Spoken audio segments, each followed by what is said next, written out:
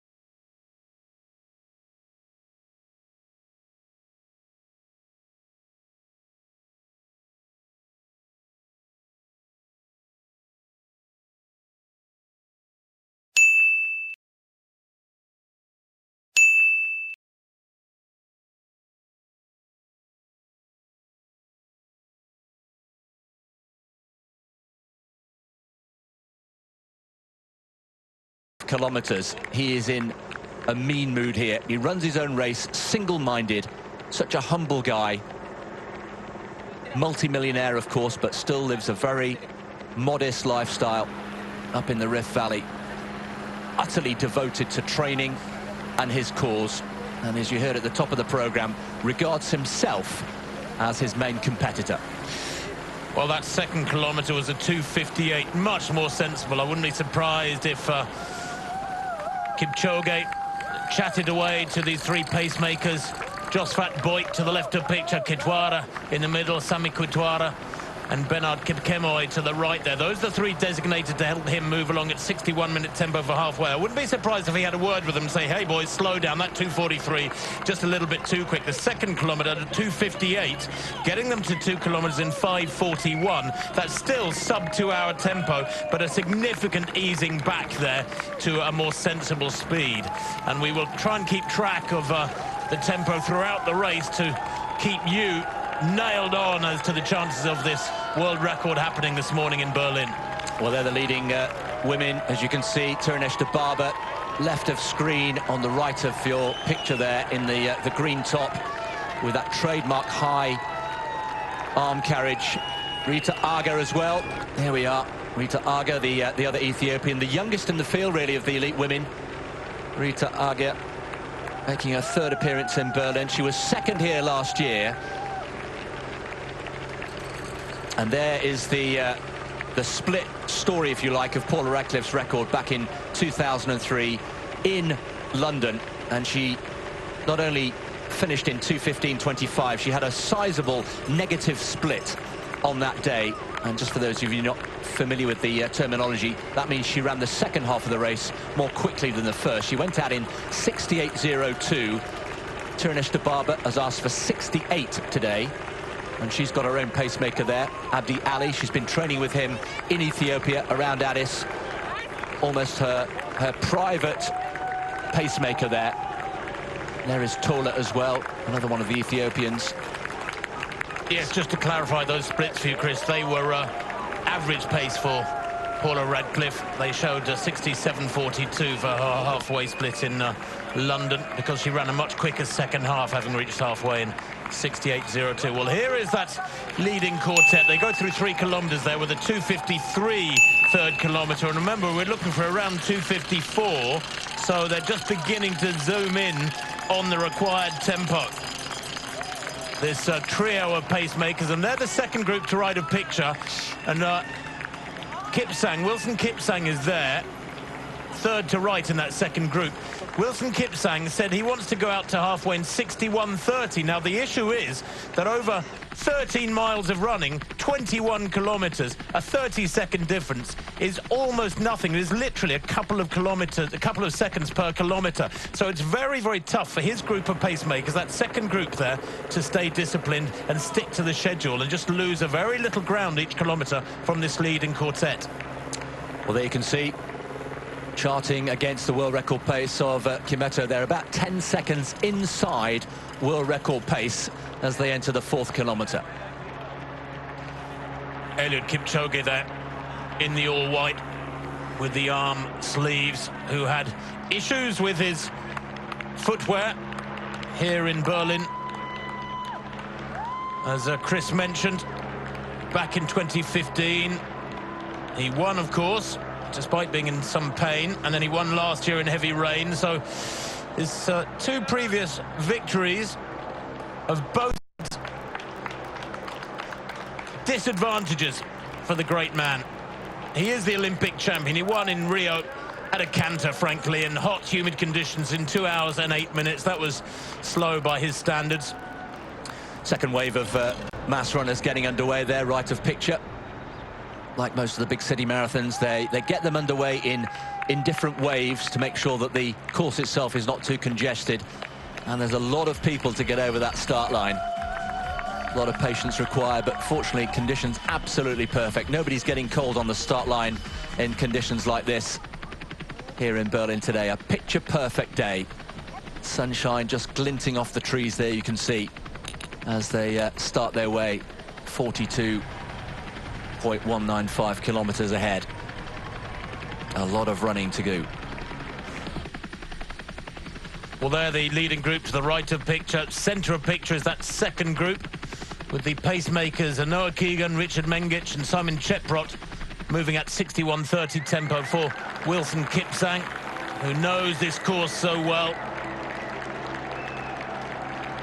And look at the furrowed brow of Eliud Kipchoge in that white vest up ahead. But the discipline that's got to be stuck to by this second group is quite a tough one, because they've been running for 11.5 minutes, 2:54 that fourth kilometre after a 2:53, so beginning to hit that nice, steady, metronomic tempo after a 2:53 third kilometre. It's very tough for that second group to maintain the correct tempo and to just allow that gap to grow by a few metres each kilometre. And indeed, for Wilson Kipsang, it must go against all his instincts, Chris. Every sinew in his body, every muscle in his body must be saying, go with Eliud Kipchoge. That white vest, what, some 40 metres or so ahead now. It must be frustrating to have to watch it and let it go. But he's a consistent runner. There we're just seeing confirmation of Eliud Kipchoge's dominance, really. 9 out of 10 marathons have been victorious for him. As Tim was saying at the top of the programme, no doubt at all now, he is the best ever male marathon runner of all time, regardless of what happens today.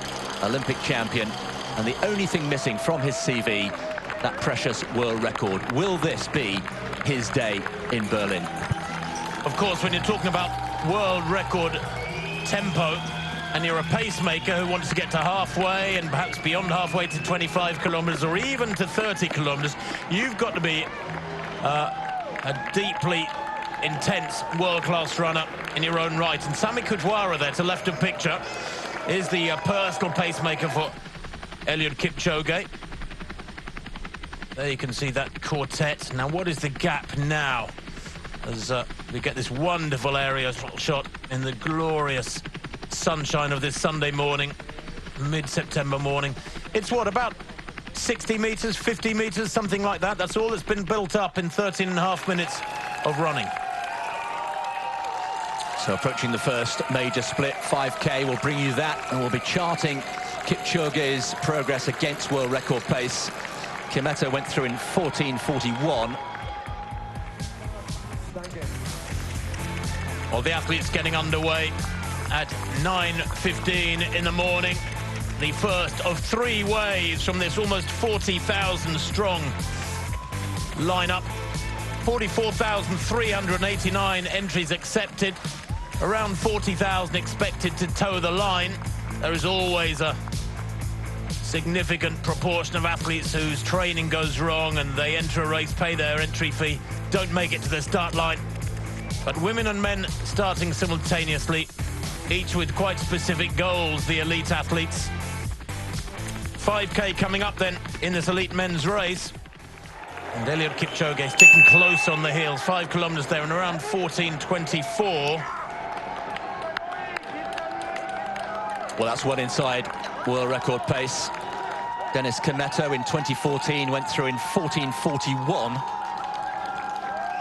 So 17 seconds inside. Yes, 14:24 for Eliud Kipchoge and the rest of them. And that equates to, well, something down there around 2:01 tempo, about 2:01:15 tempo. So they've now hit the correct average speed, and there can be no letting up if he wants to get down there around 2:02, which is the sort of mark that was being discussed last night. Extraordinary, extraordinary. Sami Kutwara, worth mentioning, hugely experienced pacemaker, did a really good job last year in difficult conditions. Meanwhile, the women, there is Tirunesh Dababa, centre of picture, looking very comfortable indeed. And Tim will have learnt, I'm sure, from her experience in London earlier this year when she went off crazily quickly, 31:45 for the first 10 kilometres, and paid for it big time later in the race, had to drop out eventually. She will have learnt from that a much more measured approach. And there is her compatriot Ruti Aga, left of picture. Gladys Chirono, the defending champion there, the winner last year in the orange top, and they're all in there. Tola the Ethiopian too. Yeah, very interesting athlete, Ruti Aga. Chris, you mentioned she's the young contender here, but it is her 7th marathon. She's got plenty of experience, and as you mentioned, 3rd here 2 years ago, 2nd last year. If she maintains that sequence, it would create a very significant upset despite her personal best of 2:20. On paper, Dibaba almost 3 minutes quicker. Women then approaching 5 kilometres, 16:27 they've gone through the first 5 kilometres. That's just outside course record pace, Mizuki Noguchi from 2005, but it's significantly down on Paula Radcliffe's world record. And that's a mixed race world record, let's remind people, from 2003. Well, if that figure is correct, Chris, 16:27, it equates to around 2:19 exactly, that sort of tempo. So it would be pretty much smack on that course record. Yeah, 24 seconds outside course record pace, world record pace at 5 kilometres. Although, of course, one has to remember that Paula Radcliffe in London back in 2003 enjoyed that huge downhill in the first 3 miles from Blackheath down towards the levels of the River Thames, where the remainder of the course remains primarily flat in the British capital, the English capital, I should say. Yeah, Berlin, by contrast, pancake flat, really. Very, very little to talk about in terms of incline or decline, and that's what makes Berlin so quick. So many world records, of course, broken on this course. 10 in all, 7 in the men's race, 3 in the women's. And the last 6 men's world records have all been broken here on this very course. That's why it's the USP, isn't it, Tim, of the Berlin Marathon. That's why people want to come and race in the German capital, because it is super fast.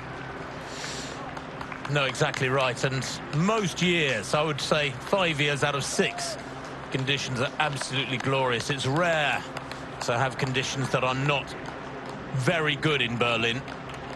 I've been here once or twice in the last decade, and it's been a little bit colder than some of the athletes might like, but actually that in itself is not a bad thing, as we get this glorious shot of the center of the German capital, the Reichstag, of course, one of the great tourist attractions, the German parliament buildings. Yeah, with the famous cupola designed by Norman Foster, a real tourist attraction. You can walk up the spiral staircase and get a wonderful view over Berlin. And if you're up there today, well, what a sight you've got. You've got the quickest men and women on the planet in the marathon doing their stuff right down in front of you. Sami Kitwara, that pacemaker, right in the center of those 3 in the striped vests. There's a bronze medalist in the World Half Marathon Championships back in 2010. He's very much a world-class athlete in his own right. 31 years old now, very experienced. He's actually the 10th fastest athlete in history at the half marathon. He's run 58:48, and anything under 60 minutes for a half marathon is mighty quick. There's that gap, though, from the chasing group, his second group, to the lead group, and it's now, what, probably about 14 seconds, something like that, at 5K. The gap was significantly less. It was 9 seconds, but it is growing all the time. And that is all part of the plan for Wilson Kipsang, who I guess, Chris, has to believe, there he is in that vest, that non-striped vest, sort of surrounded by the pacemakers there. Wilson Kipsang has got to believe that Eliud Kipchoge can come back. He will still want to win this race, just he plans to get to the victory with a different journey. Yeah, he's got to hope that Eliud Kipchoge will blow up. It's never really happened before. Having said that, there are 1 or 2 people who think they've spotted just the smallest glimpses of vulnerability in Eliud Kipchoge in his last 2 races. He's won them both. He's only lost 1 marathon ever in his life. That was to Wilson Kipsang on this very course. But just 1 or 2 suggestions that perhaps that experience in Monza, the sub-2 experiment, took really rather too much out of Eliud Kipchoge. Well, the leading men at just after 7 kilometres now, 20 minutes on the clock. Eliud Kipchoge looking very relaxed there, just cruising along in the wake of this trio. His planned halfway time is 61 minutes exactly. And that is what he did in London back in April. But in London last April, it was a very warm day, around 20 degrees centigrade, around 68, 69 degrees Fahrenheit. Far from ideal for very quick marathon running. And many people feel that Kipchoge wanted 61 minutes in London in those warm conditions because he felt he would be the best equipped to survive a tempo that was actually too fast for the conditions. Now, here we go. You can see 5 kilometers, 14:24, 17:18 at 6 kilometers, and 20:13 at 7 kilometers. The world record tempo is still some way behind this quartet. So if you can imagine a little virtual group running along at world record pace, it would be some 10 seconds or so behind Eliud Kipchoge, which would suggest that that second group are almost bang on top of the virtual world record pace. He's building up a cushion here, Eliud Kipchoge, which either will enable him, Chris, to break the world record by a big margin today, or to get just under the world record because he's building up a cushion, or indeed perhaps blow up. That would be the nightmare scenario for the Kenyan. We shall keep an eye on that. Meanwhile, all shapes and sizes and colours, of course, taking part in this Berlin Marathon 2018. Lots of people running for worthy causes and charity. Millions and millions of euros and dollars being raised for charitable causes. There is the Schloss Laufer, we could call him, I suppose, running as a castle. We've got some Mexicans. Remember, over 130 different nationalities taking part in this Berlin Marathon in 2018. It really is an international festival of running. What a contrast. These men at almost 8 kilometers, ploughing along, going through the 5-mile point, if you prefer the miles, while others have yet to cross the start line. Here we come, 8 kilometers now, a 2:55 there.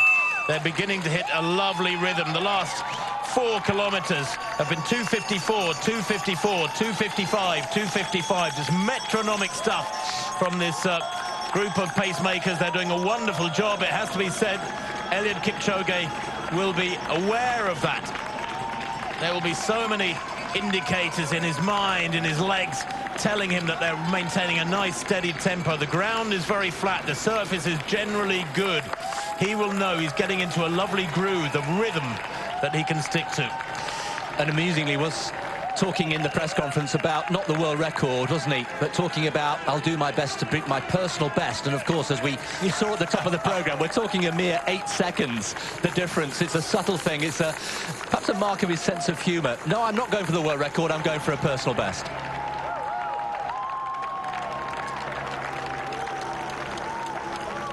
Well, plenty of corners to be negotiated, but they are generally comfortable corners that you can lean into. The road surface is good, it's not slippery, it's not wet. That is something that has travelled the likes of Haile Gebrselassie, for example, in years gone by, where he felt he was slipping on the road surface in London some 10 or 12 years ago.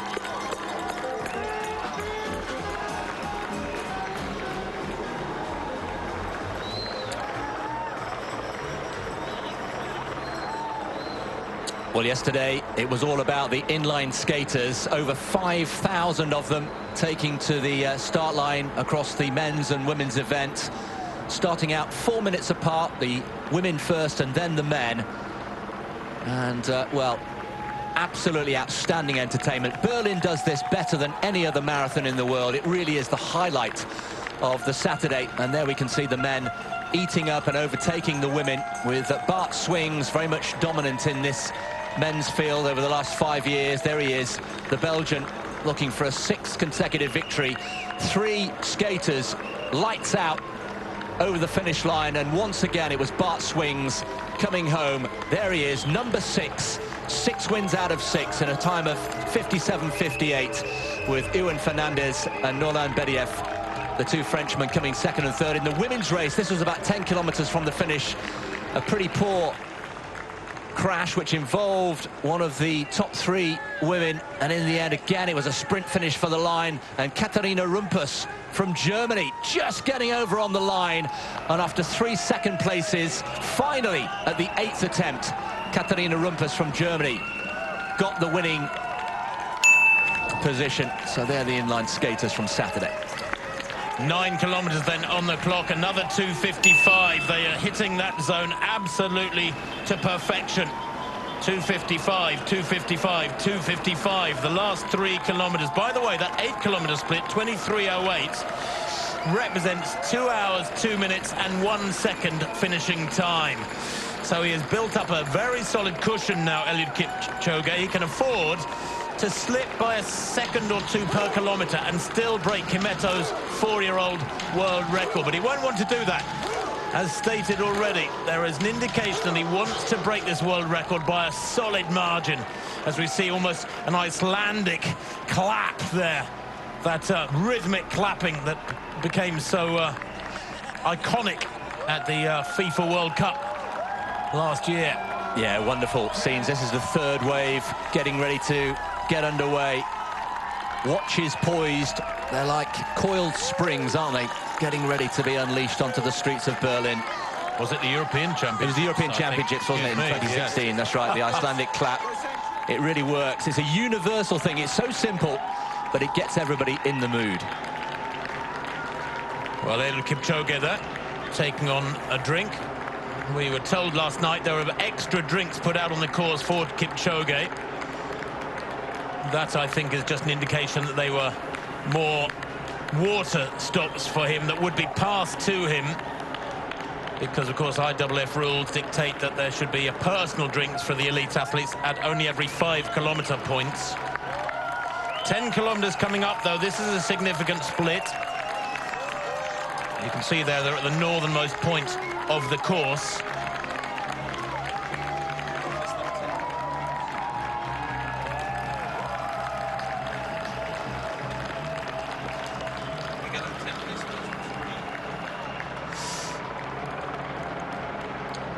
So you can see the men and women there, or the lead group and the chasing group, I think, separated by some 54 meters. Here we go, approaching 10 kilometers. It's going to be supremely quick. Now, if they wanted to be on world record tempo, well, Dennis Kimeto passed through 10 kilometers in his world record 4 years, going 29:23. You can see quite clearly, with what, about 100 meters to go, that they're going to be way, way inside that, probably some 20 seconds or more inside Kimeto's split for the first 10K. But Kimeto did run fiercely quick in the latter stages in 2014. Yes, he did. Between 30 and 35, he put in a blistering 14:10. Now, well, 2:58 there. There's been a slight slowing, but 29:01. So he's 22 seconds up on Kimeto's world record tempo 4 years ago. Kipsang 11 seconds down. That gap has not grown as much as might have been expected. Kipsang still well within world record tempo as well in that second group. But 11 seconds down after 10K would suggest, of course, if you double that and add a bit, that they'll be about 24, 25 seconds down at halfway, and they wanted to be about 30 seconds down. So they're very close to being spot on, that second group. yeah, those timings on the screen, those are average timings, not the actuals. The actuals, as we've been giving, are 29:23. But let's not forget that blistering late surge from Dennis Kimeto of 14:10 in the latter stages took him to the world record. Well, here are the leading women. Tirinish Dibaba as well, approaching 10 kilometers as well, looking very, very comfortable indeed. Multiple Olympic and world champion, of course, on the track, and has taken to the marathon very, very nicely indeed. Already the third fastest of all time. And Tirinish Dibaba, well, from that famous family, Genzebe, of course, her younger sister, world champion, 1,500 meters. Hails from the same part of Ethiopia as the likes of Kipchoge and Bekele, and the same province as the great Haile Gebrselassie, of course, who set 2 world records of his own on this course all those years ago. So Tirinish Dibaba in that leading group, approaching 10 kilometers. How different the conditions, though, that she's enjoying having in London last April gone out at close to world record tempo and having had to drop out and admit that she'd misjudged things at around 30 kilometres. There you can see those women's average splits for the course record. Yeah, that course record has stood for 13 years.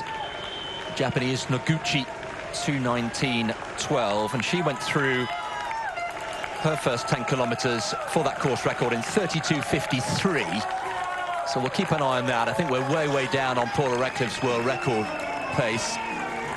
Tirunesh Dibaba, much more controlled, much more even tempo in this opening 10 kilometres. She's obviously learnt her lesson from that experience in London earlier this year. But this is a better judged, much better judged effort, isn't it, Chris? Average pace for the women's course record would be 32:59, and you can see that she's still got a minute to go yet before she gets to that point. So Tirunesh Dibaba here going considerably quicker than the course record, slower than the world record that she has been talked about substantially over the last couple of days.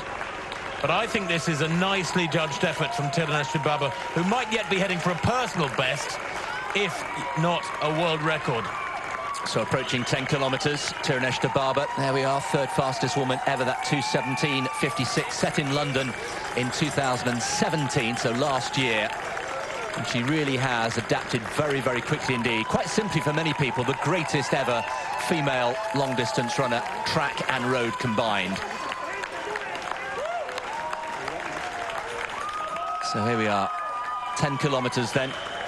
She's gone through, and there is confirmation, 32:44, and that is inside the actual course record time of Mizuki Noguchi from 2005. So she's inside course record pace, but quite considerably outside Paula Radcliffe's world record. Yes, if she maintains that tempo, she will come home in 2 hours, 18 minutes and 10 seconds, Dibaba.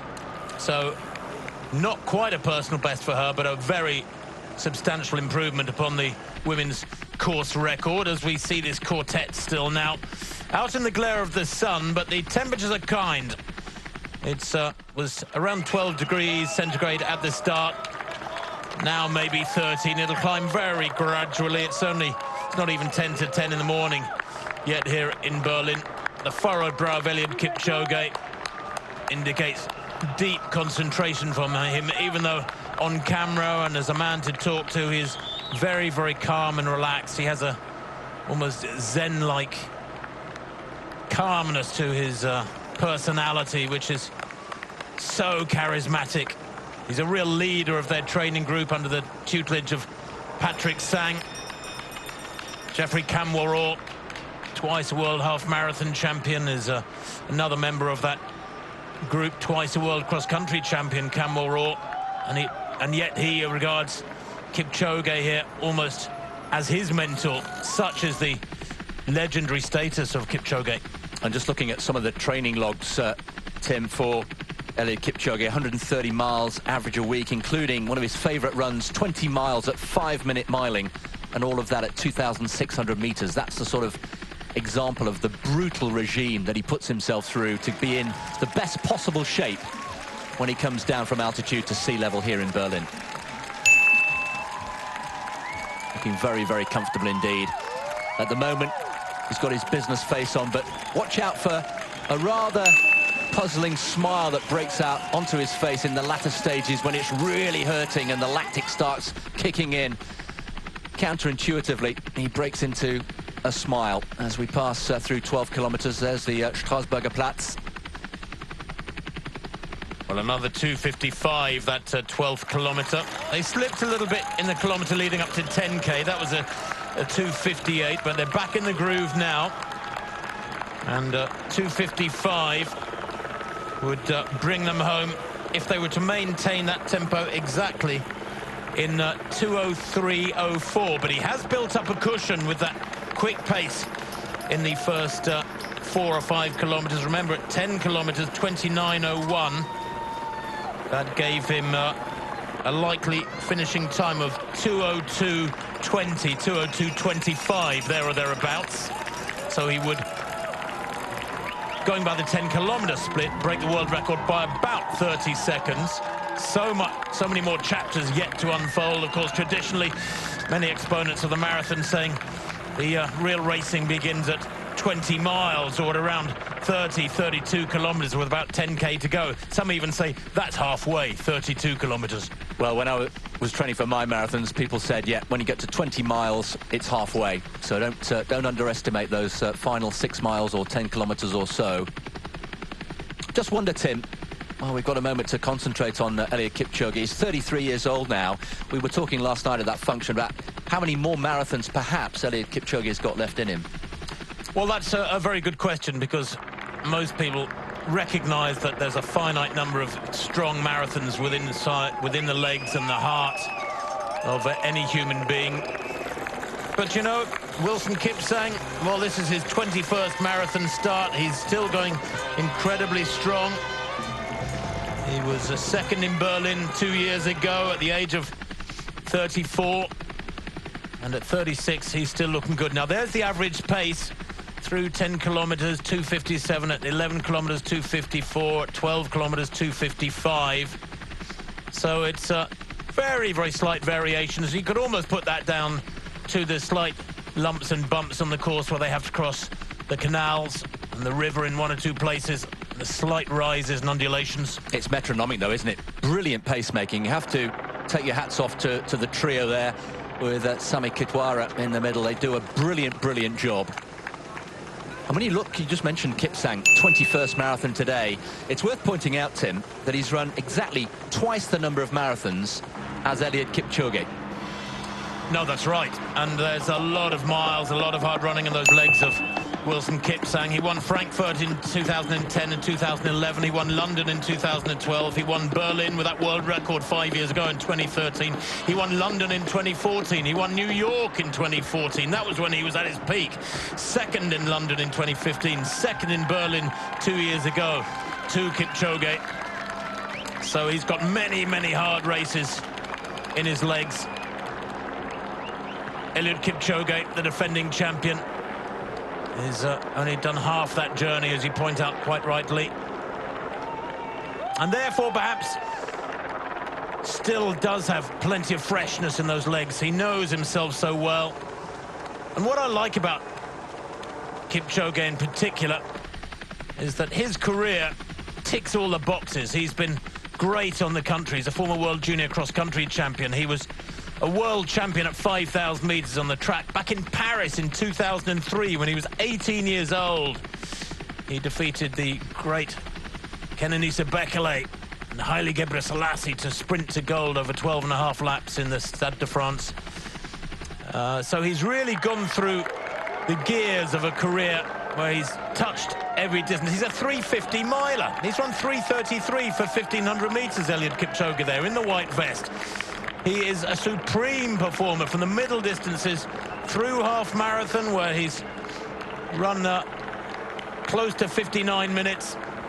And he's asking his pacemakers to get across the road. Come on, pack together, guys. Now, I wonder if that's because there's a very slight headwind he's feeling there, Chris. There is Kipsang, Wilson Kipsang, chasing group. And don't be fooled by the foreshortening there. That's quite a gap still. Which was all expected. This was more or less choreographed, this first half of the race. Becomes harder to stick to a game plan once you're into the third quarter of the race. You can see the pacemakers, they're checking their watches carefully as they head towards 14 kilometres. Eliud Kipchoge has got to remain comfortable, though, through to halfway and beyond, or else he'll be in real trouble. Well, that's where we are on the course map. We're heading south, down towards the most southerly, southeastern corner of the course, down at Heinrich-Heine-Straße.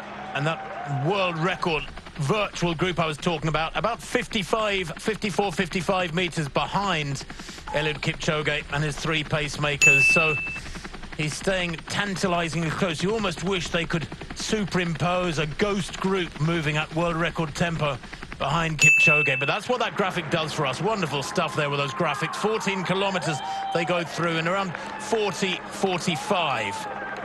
And we have to keep reminding ourselves of that blistering 30 to 35 kilometre stretch that Kimetto put in that took him to the world record. And Eliud Kipchoge, although he's got the cushion that Tim has been talking about, we need to just put it into context that there was a real surge in pace in 2014 by Dennis Kimetto that Kipchoge will be well aware of. Well, that split at 14 kilometres, unofficially 40-45, and you can see him there instructing the pacemakers what to do, and he's lost one of his pacemakers. Boyd and Kipchoge are there, and it's Kitwara who appears to have dropped out. Now, is he there, or is he out of shot, or is he actually gone? Because that is very significant. He is the man who is regarded as the more personal pacemaker for Eliud Kipchoge. Sami Kitwara, who trains in the Ngong Hills outside Nairobi, not with Eliud Kipchoge at his training camp in Kaptagat, some 350 kilometres northwest of Nairobi. Kitwara seems to have gone. Now, I wonder if that would be of concern to Eliud Kipchoge. I really expected him, Chris, to be the man to take him through halfway, through 25 and perhaps out to 30k. Very much so, very much the lead pacemaker of that trio. And we are now down to Joseph Boit and Bernard Kipchoge there. And Kipchoge orchestrating, organising the pacemakers. And I wonder if he's just drawing on the experience of Monza that we referred to, where he had multiple pacemakers in an arrow formation. Of course, that was a very different experiment, more of a lab test, as it was called. Now we're down to 2 pacemakers. And Kipchoge very much showing that he's in charge here. And Kipchoge there, getting his bottle at just before 15 kilometres. That 14k split, by the way, unofficially 40-45, puts him on schedule for 2:02.43. So what, some 14 seconds ahead of world record schedule. So that virtual world record group is back by some 60 or 70 metres behind Kipchoge. There's Wilson Kipsang grabbing his drink too at about 14.8 kilometres. Looks untroubled, looks lovely and relaxed, doesn't he? He's a beautiful mover, although his career really contrasts with Kipchoge. He doesn't have the cross-country and track background. He is an out-and-out road racer. He's done virtually no track racing in his career. He started late, didn't come into the world of running until the age of 20, whereas Eliud Kipchoge was lifting world titles on the track at 18. 15 kilometres there, 43.34. 38 actually, unofficially 43.38. So that's a 2:53, that 15th kilometre.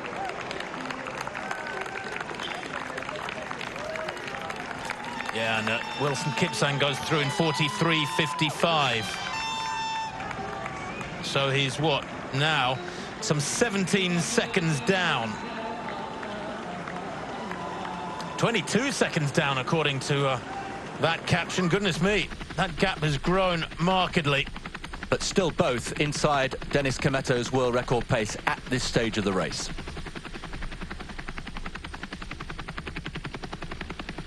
The challenge is thrown down, though, isn't it? That's the average tempo for Eliud Kipchoge is ahead of Kimetto. The virtual Kimetto, the virtual world record tempo.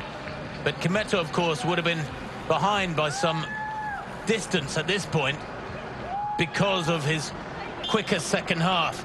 Kimetto, let's not forget, running halves 4 years ago of 61.45 and then an astonishing 61.12 second half. Huge negative split, and in particular covering that 5 kilometres from 30 to 35k. That's where he did the real damage in 14.10. Indeed, Kimetto covered the 10k from 25 to 35k in 28.40. So there is some very aggressive running coming from the virtual world record group of Dennis Kimetto that is at the moment about 60 metres behind Eliud Kipchoge. Wonderful atmosphere out on the course. Live bands, of course, pretty much on every street corner, adding to the atmosphere. Now, Boit there. Now, have we lost a second pacemaker, or was again... Yes, we have. I think I saw him in the background, just disappearing behind that. So Kitwara went after about 14 kilometres. Now we've lost Kipchoge as well. So it's just down to Boit.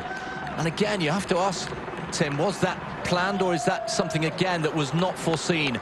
Kipchoge started with 3 pacemakers, and barely 15 kilometres into the race, and he's down to 1. A lot of responsibility now on the shoulders of Josvat Boit. You can say that again. Goodness me. This, I don't think, has gone to plan. I mean, we haven't reached... We're at about 10 miles of the 26, if you prefer to deal with miles. Obviously, 16 kilometres of the 42. We're at about not much past a third distance, and we're down to 1 pacemaker. There it is, a 2:50 for that 16th kilometre, mind you. Very, very quick indeed. That is the second quickest kilometre of the race after the opener. And I wonder what Wilson Kipsang is feeling, because he will be, well, question, is he aware that 2 of the pacemakers accompanying Eliud Kipchoge have dropped out? He's, about 50, 60 metres back. That may well give him great heart, Wilson Kipsang, because he, as far as we know, has still got his full complement of pacemakers around him. Well, 46.28 equates to around 2:02.30. So Eliud Kipchoge and Josvat Boit, his pacemaker there to the left, maintaining that gap ahead of the virtual world record pace. Well, here the lead women group, and Tirunesh Dibaba continuing to look very, very comfortable indeed here. Last we saw inside course record pace. That course record held by Mizuki Noguchi from 2005, 2:19.12. And Tirunesh Dibaba, there we are, was still 12 seconds inside. There was the average kilometre splits. We've got the actuals as well for Noguchi from 2005 to compare.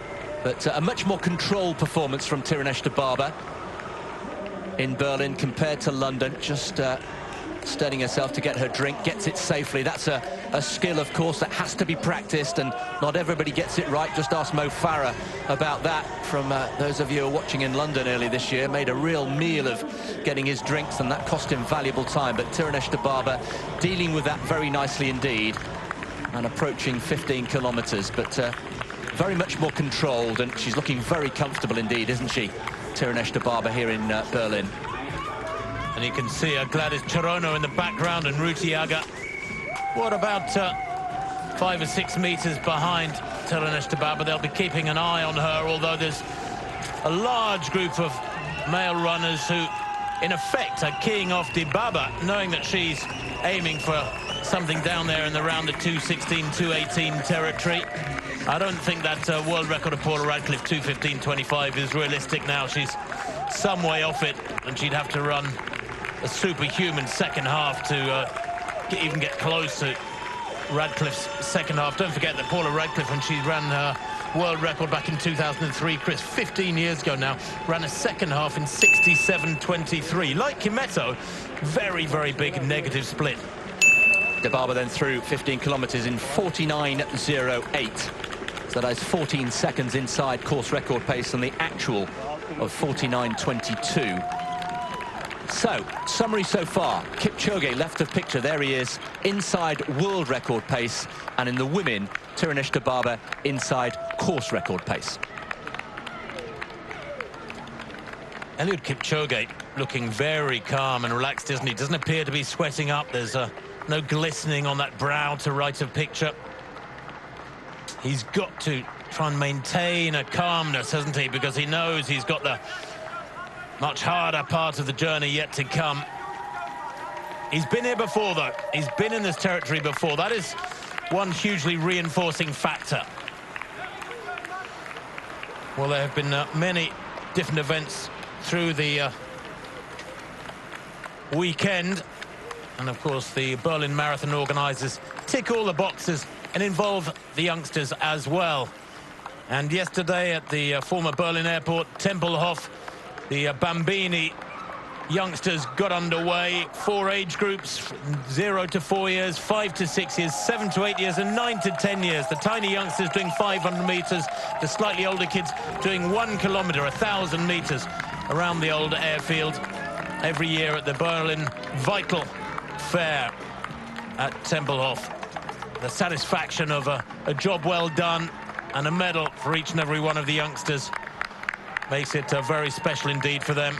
And then the mini marathon, well, it was the 30th anniversary this year. That again was yesterday afternoon. 30,000 kids taking part. School kids running the last 4.2195 kilometers of the Berlin Marathon, 1/10 of a marathon. There were teams of 10 kids running, so they were running, in effect, a real marathon together and trying to compare their times with the elite athletes performing today. 10 times 44.2195 kilometers.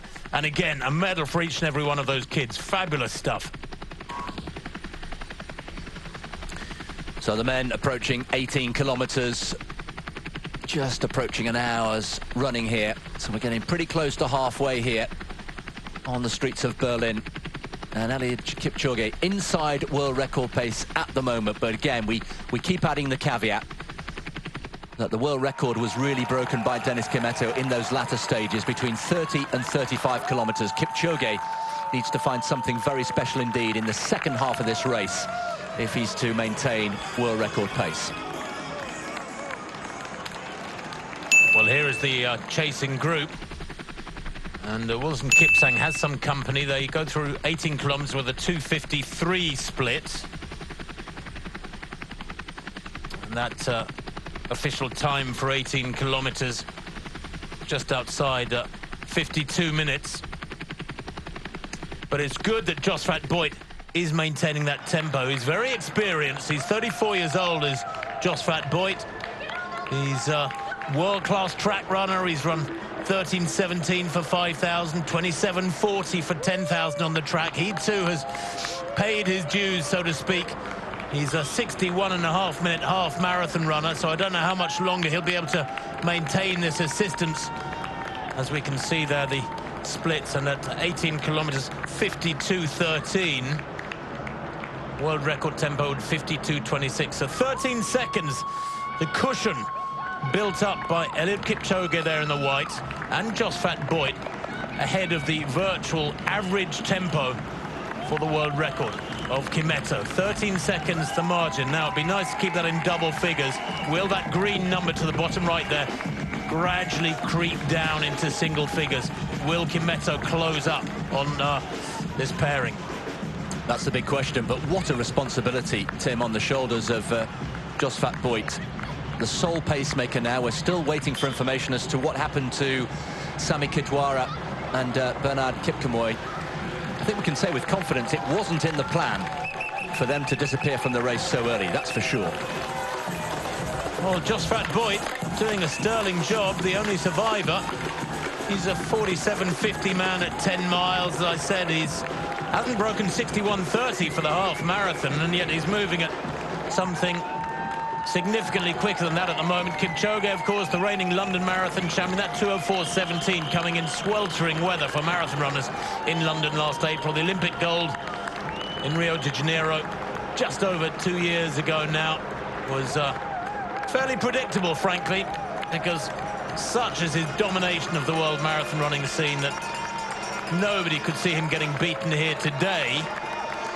You never know what's coming at you from around the corner, but nobody could see him getting beaten here today. And so much of the talk, with all due respect to the likes of Wilson Kipsang and Eliud Kiptanui and Amos Kipruto, some of the other leading lights, has been about Eliud Kipchoge and the world record. And as you mentioned, Chris, he's been in shape to break the world record by many pundits' judgment for 2 or 3 years or longer now.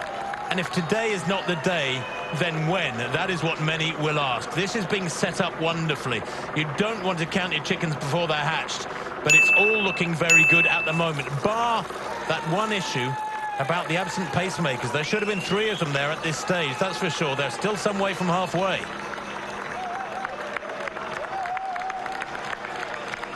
So 19 kilometers past just a few seconds ago.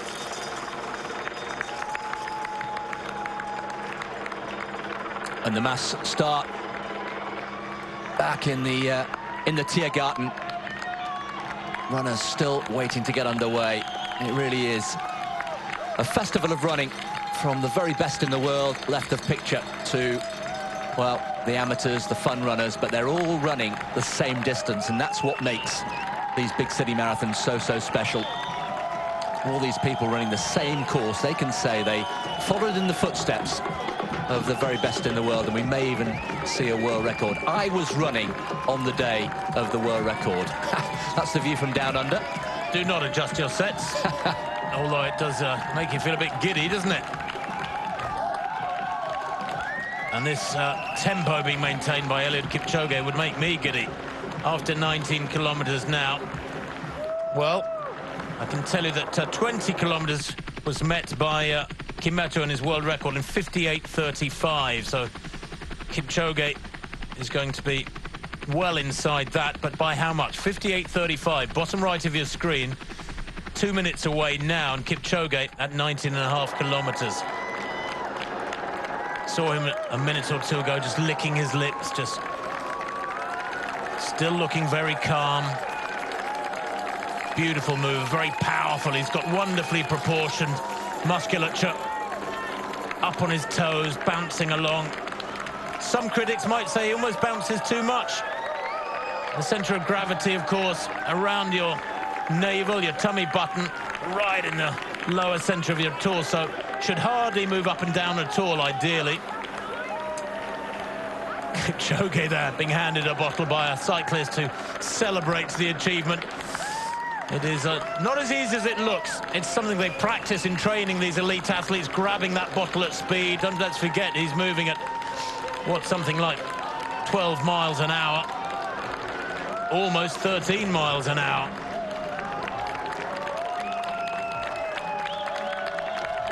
Kipchoge drinking wisely, plenty of liquids into him before halfway. If you start to feel thirsty, you've left it too late. That's the old adage. Keep drinking, little and often. Yeah, small sips. 20 kilometres, 57:56 for Eliud Kipchoge. And that compares against 58:35, so he's what, some 39 seconds inside Kimeto's tempo. Now, that is not an average tempo for Kimeto. That is the actual split for Kimeto during his world record 4 years ago, 58:35. And Kipchoge has just gone 57:56, so 39 seconds inside Kimeto's mark. That is a big cushion. But Kimeto will claw some back, as we keep reiterating in the latter stages. That 30 to 35 kilometre split from Kimeto is where the damage was done. But is that cushion big enough? That's the question. 58:45 unofficially for Wilson Kipsang there. And yes, 55 seconds down. And that is more, actually, than was expected. When you think that Wilson Kipsang was wanting to be half a minute down at the half marathon point, which of course is now just a minute and a half, maybe 2 minutes away, that gap has grown substantially. Now, I don't think it's because Eliud Kipchoge has faltered from the pace he wanted. I suspect Kipsang is dropping back a little bit. 20k 57:56, the world record average tempo 58:16. That, of course, has to accommodate the fact that Kimeto poured on the pace in the final quarter of the race. So he's 20 seconds now. And look at that gap growing in the green there, those figures. He's 20 seconds ahead of average speed for the world record, Chris. It's looking promising. 20 seconds of average speed, but as we've just said, 39 seconds ahead of the actual of Kimeto from 4 years ago at 20 kilometres. It's mouth-watering, isn't it? It really is shaping up to be a really thrilling finale as we enter the second half of this race. An hour on the clock. Well, that 39 seconds represents about 200 metres, almost exactly 200 metres. It's a big gap. If you could see, imagine a Kimeto group 200 metres behind. They'd be way back there in the distance. Half a lap of the track. Half a lap of the track, exactly right. And what a good job Josvat Boit is doing. All credit to him. He checks his watch there. He's looking in control. 21.1 kilometres, that's the halfway point. It's only a few hundred metres, couple of hundred metres ahead. And we were looking for 61 minutes exactly. See the clock, bottom right of the screen, 61 minutes exactly at the halfway point. Will be very, very close to what they hit here. And I thought it was unnecessarily fast. I really did. I thought when I heard that mark yesterday, why would he want to go out with 61 minutes exactly, which would bring him home, obviously, if he maintained it, almost a minute inside world record tempo.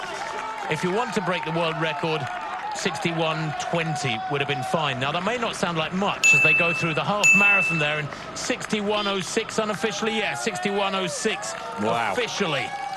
Brilliant pace making by Josvat Boit to take Eliud Kipchoge into the second half of the race. The second act unfolds, the curtains are parted, and Kipchoge is now on the downhill section. I remember many, many years ago doing long, hard training sessions myself. When you got past the halfway point, you always felt you were on the downhill section. That's how you would sort of trick yourself psychologically that you had broken the back of the session. Well, not quite sure it's fair to say that here today, whether he's broken the back of this marathon. The second half is going to be significantly harder. Well, the hard work starts now, and still Kipchoge just ushering and cajoling Boit into the right position.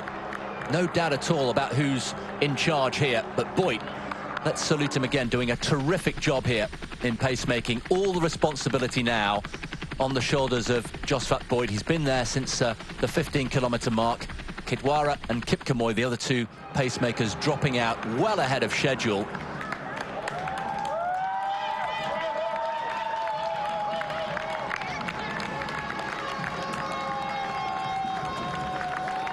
So 21.5 kilometres gone.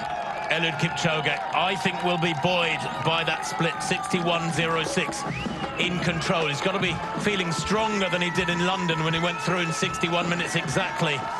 What, some 6 months ago? Less than that, 5 months ago. But he is on his own here. In London, he had company. A group of athletes going through in close to 61 minutes in London. He had a race on his hands on the streets of the English capital. Well, a short while ago, we had a thrilling finish in the men's handbikers, and it was a German victory just by a wheel or so. Vico Merklein from Germany coming home in 64.56 ahead of Josef Fritz from France. And just in the distance there, just behind, third place for Michael Jürgensen from Denmark. So the handbikers are over the line, and it's a German victory there for Vico Merklein. Thrilling finish, and thumbs up for Merklein.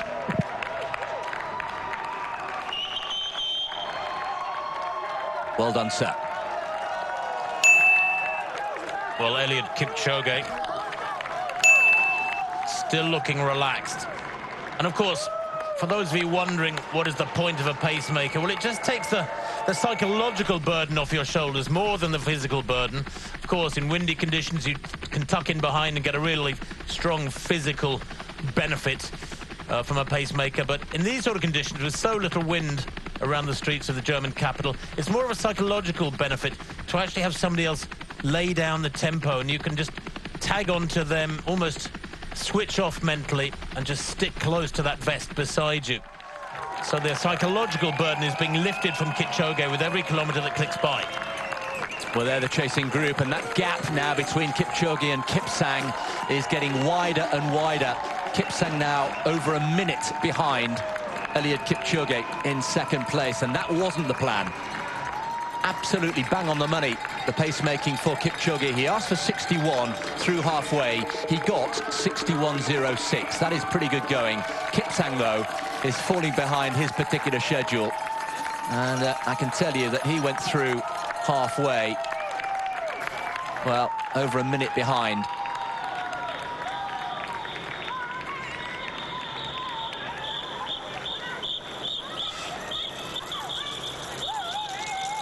When will Eliud Kipchoge accelerate? Will he wait for as long as possible until Boit is done? I suspect Boit is smart enough to realise that he can't hang on there half a stride ahead of his compatriot and slow down. When he feels himself wilting, then he will have to give the word to Kipchoge, okay, I've done everything I can, I've given 101%, now you're on your own. And that point will be Very significant indeed, because Eliud Kipchoge then will have the weight of expectation and indeed that physical and psychological responsibility all on his own shoulders. Well, he's more than capable of doing that, and it's worth reflecting, Tim, that 12 months ago, of course, he did have company. The young pretender, Adola, the Ethiopian, in his first ever marathon, was still very much up there, right into the latter stages of the race with Kipchoge, and that spurred him on. In fact, at one point, Adola stole a march of about, 10-15 metres, I remember, at around the 38-39 kilometre mark, and Kipchoge gave him a glance as if to say, who are you? Where have you come from? And then eventually the handbrake came off and Kipchoge just raced away to victory in very, very different conditions indeed. But you're right, as soon as Boyd feels as though he's done, it will be Kipchoge against the clock. So 2:54 for the 23rd kilometre. Again, just about perfect pacing. There you can see one of the markets, Sunday markets, because Berlin life carries on as normal for many hundreds of thousands of the populace, although they do come out in their hundreds of thousands to support. And in a day like this, with so much publicity locally and given to the attacks of the world records, it's almost a privilege to be able to step out and watch those athletes go by. Well, there the leading women still going very well. Tirunesh Dibaba through 20 kilometres. They've gone through the 20-kilometre mark now. And I can tell you that Tirunesh Dibaba went through in 65:31. And that is just inside still course record pace. But the world record of Paula Radcliffe, I think we can safely say now, will not be happening today in the women's race. There is Tirunesh just getting her drink. Oh, and making a bit of a meal of that. Oh, that's cost her valuable time there. That was a touch of the Mo Farahs that we were referring to earlier on. And that is not ideal at all. So Tirunesh Dibaba just losing a little bit of time there at that last drink station.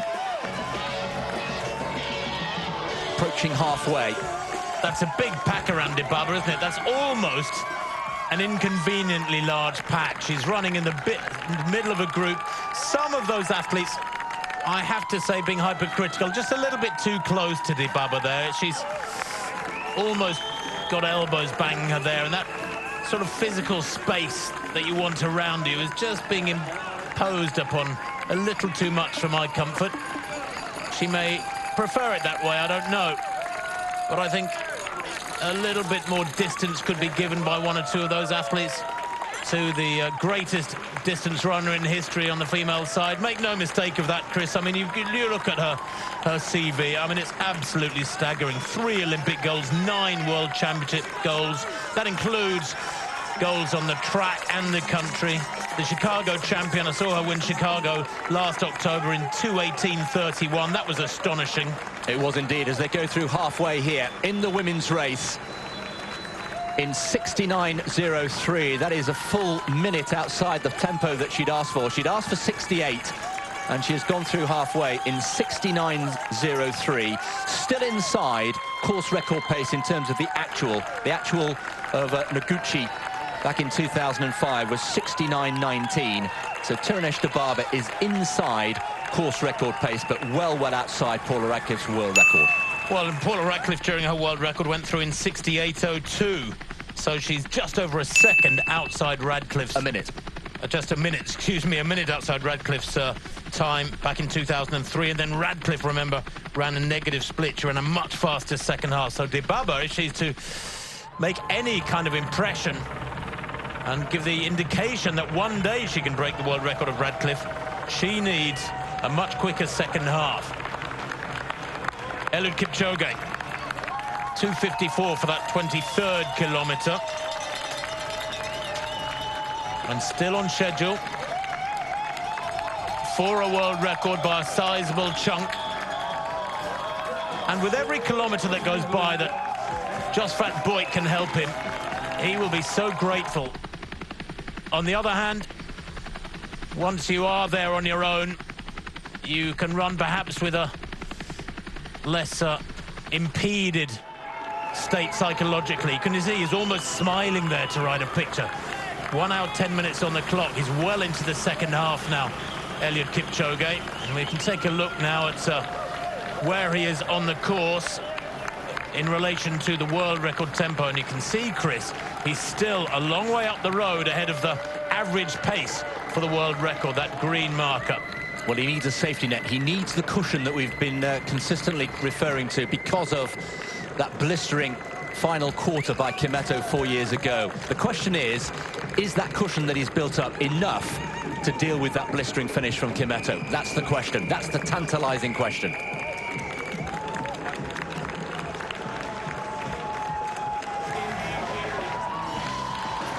Well, there's the chasing group with Kipsang, who is more than a minute behind now.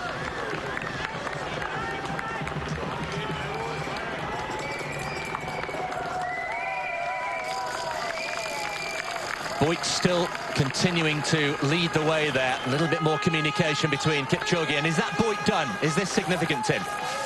Well, I don't know. A little acceleration there from Kipchoge to make sure he got his drink. It's all going to plan. What a contrast, for example, to the experiences of Mo Farah in London last April, when he stopped a couple of times, had to run back to get a drink at one of the earlier drink tables, and then he had to run across the road and start discussing things with accompanying officials on motorbikes, asking them to go ahead and warn the drinks station attendees that too many of the bottles were similar. And that was the big problem in London last April for Mo Farah and one or two other athletes, is that rather ridiculously, several of the specific personal bottles, they go through 25k there in, what, about 1:12.25, 1:12.24. Too many of the bottles were almost identical. 1:12.24, and let's just dive at our charts here. And 1:13.07, so he's, what, some 43 seconds ahead, 44 seconds ahead of Kimetto's split at that point. But if we were to take that as an average marker at 25k, 1:12.24 still has Kipchoge on schedule for about 2 hours, 2 minutes and 10 seconds. He's still some 45 seconds or so inside world record schedule. And that is an average, taking the average pace into account. About 45 seconds inside world record schedule. And this was what was discussed at last night at the World Marathon Majors function, was that some believed Eliud Kipchoge wants to put the world record out of sight today. Not just break it by a few seconds, not by 1 second or 10 seconds, but really hammer it. Well, there is Wilson Kipsang, who is not even in second place now. Wilson Kipsang not going according to plan at all for him. He's slipping back further and further. And you can see there the orange vest of Aberakuma. Well, rather bizarrely, those clocks that are on those distance markers are about 8 seconds ahead of the clock on screen. I don't know why there's been a slight error, I think, in the timing, but the times we're getting up on those clocks are different to the time on screen by quite a chunk. Eliud Kipchoge beginning to break away now. The race is on. He's out on his own, the greatest marathon runner in history. There you can see Kipchoge splits in that first line, 1:12.24 at 25 kilometers. The world record tempo, the average pace is 1:12.50, so he's 36 seconds up on that. Boyk's job is done, right of screen. What a fabulous job Josphat Boyk has done. 26 seconds, the cushion there, ahead of average world record tempo at 25 kilometers for Eliud Kipchoge. Now, he will be aware of that. There is a vehicle in front of him which we haven't yet seen, and I'm not sure if we will, but it has a number of markers on it, a number of figures on it. So he will be aware of his cushion, so to speak, ahead of the world record schedule. It's a great way of keeping the athletes constantly updated with their progression. Doesn't he look calm, Chris? Doesn't he look really in control? Utterly focused, isn't he? We do spend a lot of time as commentators trying to read into the mind of the athletes. And there we are, look, the smile breaks onto his face there when it's hurting. It must be hurting now. He's out on his own. They're the fastest times in Berlin. Kimetto 2:02.57. That's the world record that is the target for Eliud Kipchoge. Wilson Kipsang 2:03.23. The previous year, his world record only lasted 1 year. Patrick Macau, back in 2011, who announced his retirement just 2 or 3 days ago. The great Kenyan was the previous world record holder. The last 6 world records on the men's side have all been set here in Berlin, and you can see why. Look at the size of the crowd. Look at the great road surface he's on. The flat road surface throughout the course. Everything clicks in Berlin. Kipsang now in 3rd place behind Amos Kipruto. So Eliud Kipchoge in a world and a class apart. Wilson Kipsang, who said he would like to threaten, is now back in 3rd place, looking to struggle. And look at that gap. Look at that gap between Kipruto in the orange vest and Kipsang in 3rd place. So Kipruto there, wearing number 4, is in 2nd place, but a good minute behind Eliud Kipchoge. And Wilson Kipsang, the former world record holder, of course, on this course, now down in 3rd. Well, Amos Kipruto is 26 today. It's his birthday on this mid-September Sunday. His personal best 2:05. He's heading for something very much quicker than that. It goes back 5 years to Amsterdam in 2013.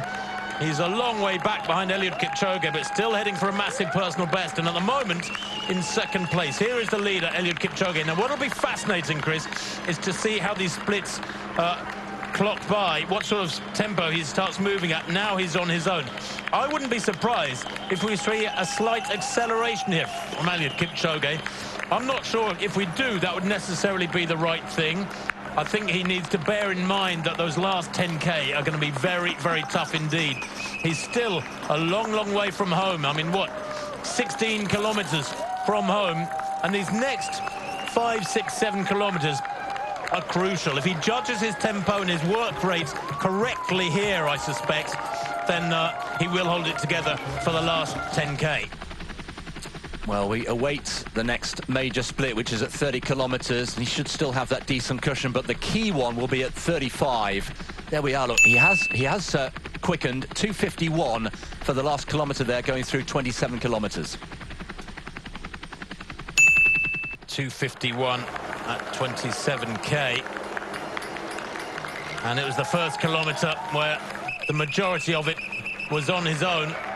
I just hope he holds back a little bit here. He's such a beautiful looking runner, such a fluid runner, so powerful, so supremely fit, that he probably here is enjoying his running. But the marathon, it can be incredibly unforgiving, and it compounds errors, it multiplies errors. And Kipchoge, who is experienced, who does know his body well, I feel just here in this 3rd quarter of the race, needs to hold back a little bit. You know, he's well inside world record schedule.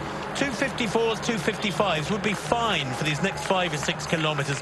Then when you're in the last 7, 8, 9 kilometers, maybe begin to relax and cut loose a little bit. But that is almost worrying for me, I think, Chris, at 2:51.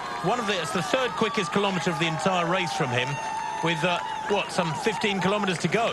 I share your concern. I wonder if he's being a little bit too gung-ho here in this latest section of the race. He is smiling, though. We've mentioned it before. When the going gets tough and he piles on the pressure, very occasionally he breaks into a smile. It is quite remarkable that it's Kipchoge, as we predicted, against the clock.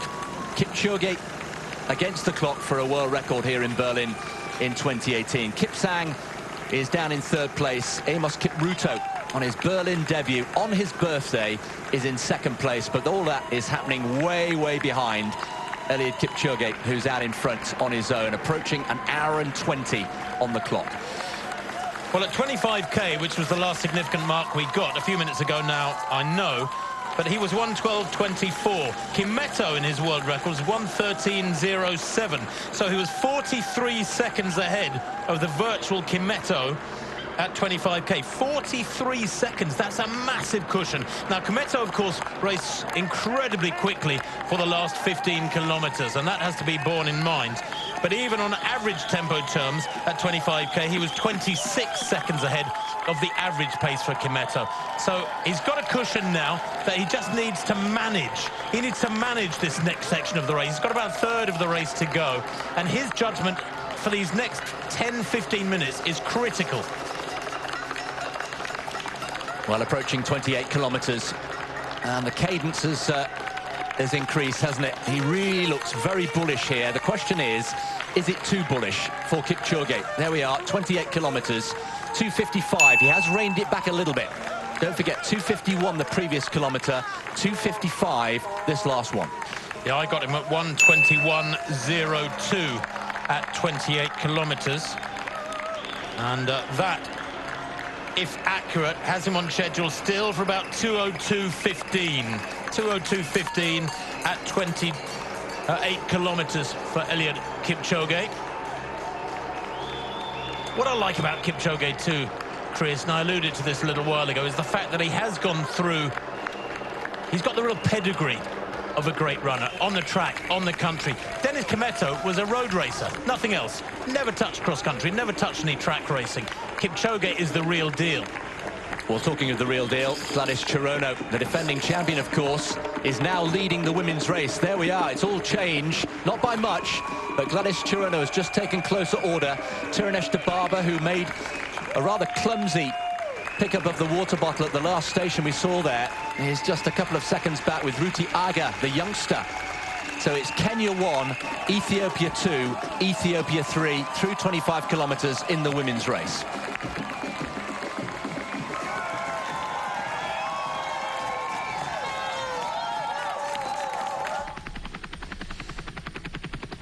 Really good crowds out on the course. These were as big a crowds as I've ever seen in Berlin, I think. 28.5 kilometres, Platz am Wildenebe. And they have come out of their apartments, out of their houses, out of their hotels, indeed, to roar on. Perhaps history in the making. Number 1 on his back. How fitting is that? He is the defending champion, let's not forget that. Going here for his 3rd win on the streets of Berlin, so he's familiar with this circuit. He's familiar with the feel of the city, the twists and the turns. Not that that is necessarily a prerequisite for mastering a course, but he came here with the usual enormous humility, saying he wanted a personal best. But seeing as his existing personal best is just 8 seconds off the world record, many chuckling at that and saying, well, in other words, you want to break the world record. But he said personal best would be fine, anything quicker would be a real bonus. And he's building a bonus for himself here today as Eliud Kipchoge.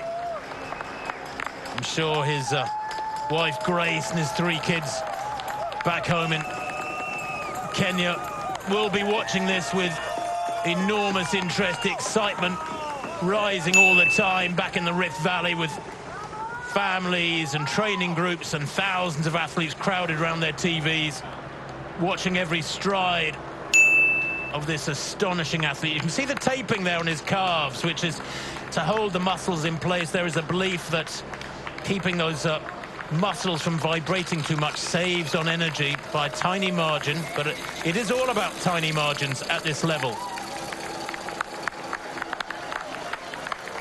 Well, the men's wheelchair race is approaching its end, and what a surprise here, because it's the Canadian Brent Lakatos who's got the victory of his life here in a sprint finish, coming home in 1:29.41. What a victory that is for Brent Lakatos. Marcel Hug going for a 5th success in Berlin, having to settle for 2nd place. And in 3rd place, John Boy Smith, the teammate of David Weir.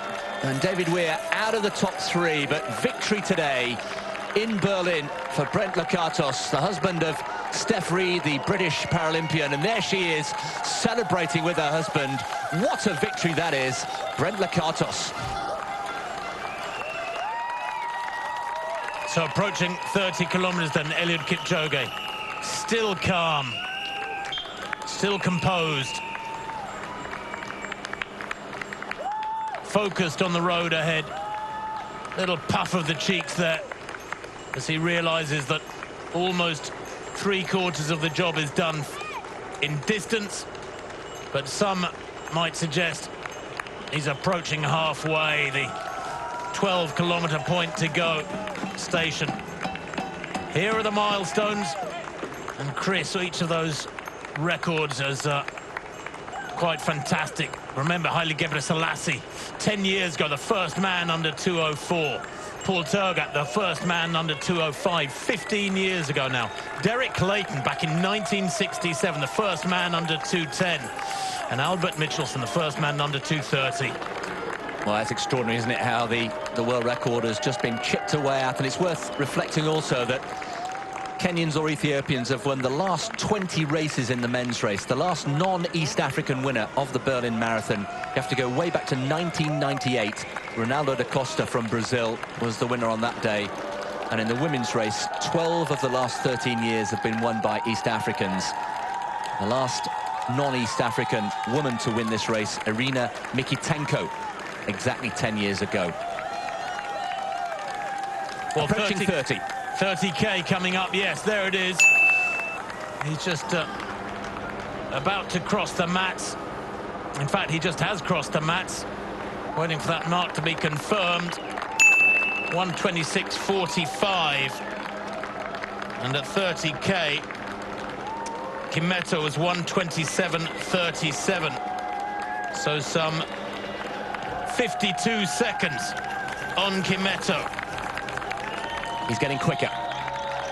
He's getting quicker, and it's looking more and more likely that the world record is in the bag.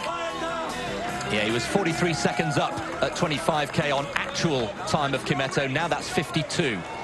Well, that means in the last 5K, between 25 and 30K, Chris, he has taken 9 seconds out of Kimeto. 43 seconds was the gap ahead of Kimeto's splits. 52 seconds the gap at 30K. But yes, Kimeto. Mind you, Kimeto between 25 and 30K ran 14:30. And I'm just calculating, Eliud Kipchoge there has just run 14:21 for that 5K. 14:21, astonishing for that 5K between 25 and 30K. Kimeto was impressive. Kipchoge, superhuman. There it is, 1:26.45 to the world record tempo, 1:27.24. But that, remember, is average pace for the world record. Here's some 200 meters or so now ahead of world record schedule. Well, the most significant thing, I think, Tim, is when we get to 35 kilometers. That will tell us, I think, definitively whether we're going to see a world record today for Eliud Kipchoge. Because just to remind you again, that was when Dennis Kimeto put in that blistering 5K split of 14:10 4 years ago. So if at 35K, Eliud Kipchoge still has something of a cushion, then I think we can say with more certainty whether we're going to see a world record today. Well, he's at 30K. He's got 42.2K to cover. He's got about 11.5 kilometers to go. That's around 7 miles. Many things can go wrong in the last 7 miles, as we see Wilson Kipsang still looking composed. He's still moving well. I wonder if he's just managing himself here, Wilson Kipsang, and still heading for a fabulous time.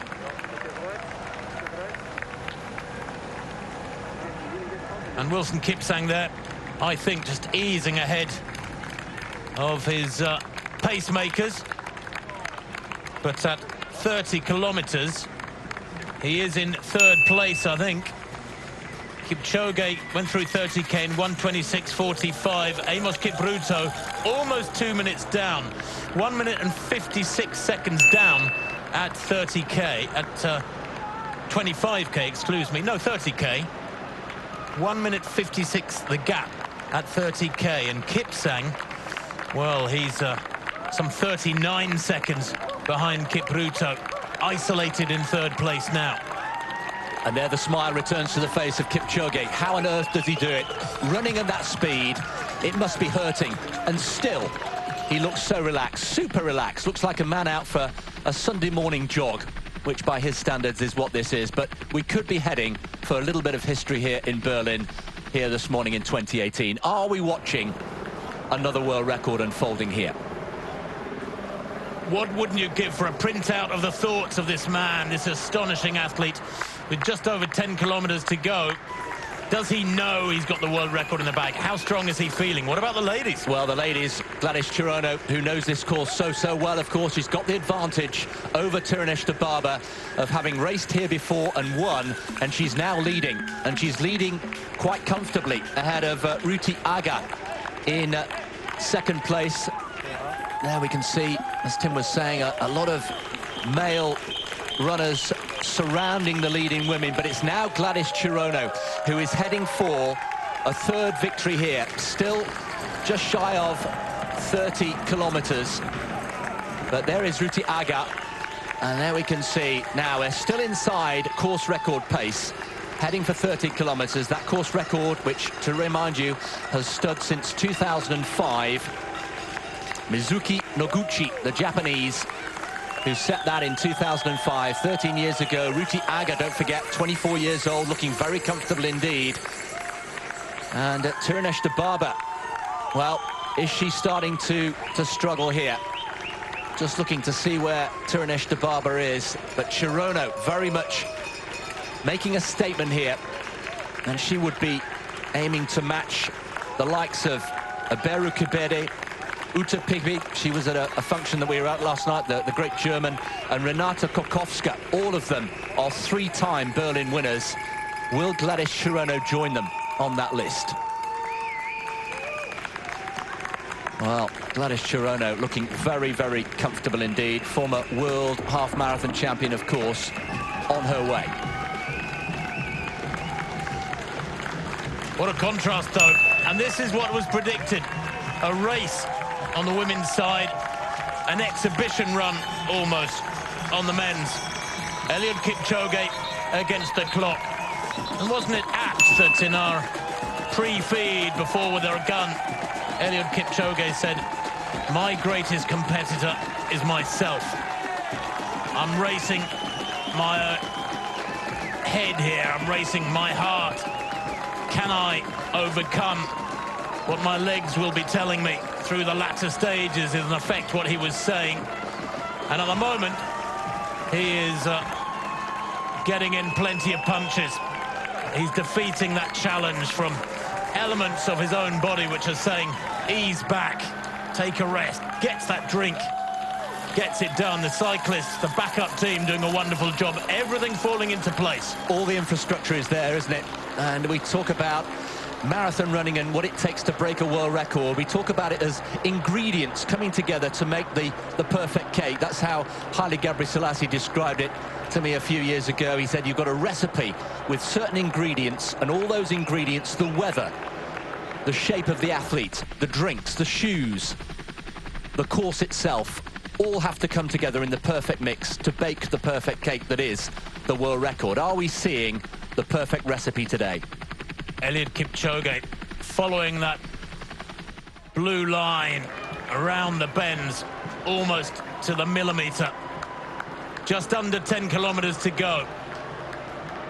Not in the home straight yet, but beginning to get to the point of the race where he can gather himself psychologically and push for the line. Well, the figure we're looking out for, Tim, just to mark our viewers' card, is 1:41.47. That was the time that Dennis Kimetto went through 35 kilometers, 1:41.47. Well, here is Amos going through, Amos Kipruto going through 32 kilometers and looking strong, looking full of running. He's bouncing nicely, isn't he? There's just a real fluency and yet a power. It's the way he covers the ground, negotiates that corner well. That's a daunting sight, though, isn't it? That big gap up in front of him. Amos Kipruto, that personal best, coming with a 5th place in Amsterdam. 2:05.43. It was actually in Amsterdam 2013. It was 5 years ago. But he has run under 2:07 twice last year. His season's best At 2:06, that was in Tokyo back in late February. On the 25th of February, he was third with 2:06.33. He's going to go quicker than that today and possibly set a significant personal best. 2:49 for the 32nd kilometre for Kipchoge. 32K at 2:49. That is astonishing. That is the quickest one in the race so far, apart from his opening kilometre, which was at 2:43. So the second quickest kilometre of the race, and frankly, you can write off the first kilometre because everybody blasts away from the line to try and get a clear run and away from any wannabes. Well, the anticipation is rising here, and Eliud Kipchoge, you just sense that he feels the hand of history on his shoulder here today. He's doing everything right. We just had a little bit of a concern that maybe he was being a bit too bullish earlier in the race, but he's put in another absolutely storming kilometre there. 2:49 for the 32nd kilometre. And let's watch out for that 35-second split. We're about 1.5 kilometres away. That will tell us, I think. And the smile, Tim, once again returns to the face. How on earth does he do it? Well, 33.5 kilometres down. What, some 8.5 to go. Eliud Kipchoge clears his mouth. Again, that half grimace, half smile, puffs his cheeks out again. Well, here we can see Tirunesh Dibaba, who is some way down now. Edna Kiplagat has now overtaken Tirunesh Dibaba. There she is, the 38-year-old with all that experience. Edna Kiplagat, one of the nicest women in marathon running. Two-time a world champion. She's now in third place and chasing Ruti Aga and Gladys Chirono. So Tirunesh Dibaba now in fourth place behind Edna Kiplagat. So the race not going to plan for Tirunesh Dibaba, but they're still inside course record pace. So 34 kilometres coming up for Eliud Kipchoge. There is a small chance that he could go under 32 minutes here with that acceleration at 2:49 for the 32nd kilometre. The previous few kilometres in the 2:51 to 2:55 range. Well, here are the women going through 30 kilometres. Gladys Chirono leading the way, 1:38.04, still inside actual course record pace. Noguchi, the course record holder so far, at 1:38.40, so they are some 36 seconds inside course record pace.